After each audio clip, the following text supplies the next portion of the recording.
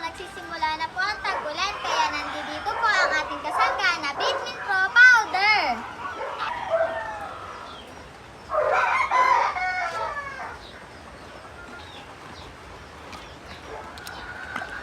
Habang umuulan nga po mga bes, araw-araw po muna tayo magbibigay ng Bitmin Pro Powder at umaga't hapon po pala ang bigay. At para po lumakas din po ang kanilang resistensya.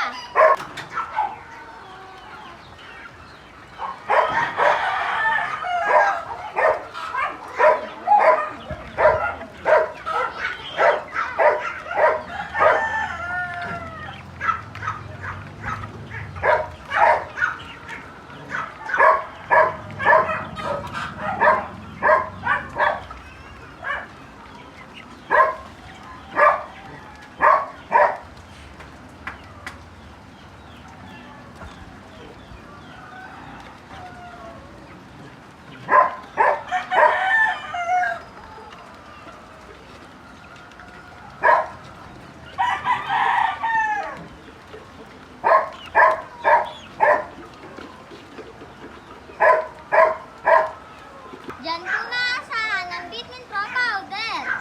At para sa mga naka-cording naman po mga bes, andito po ang Bitmin Pro 357 para sa kanila. Habang umuulan nga po ay araw-araw po tayong magbibigay mga bes. Dahil pampalakas din po ito ng resistensya at anti-stress pa dahil sa paiba-iba ng panahon. Siyempre po mga bes, pag umaraw na po, balik na po tayo sa ating once a week.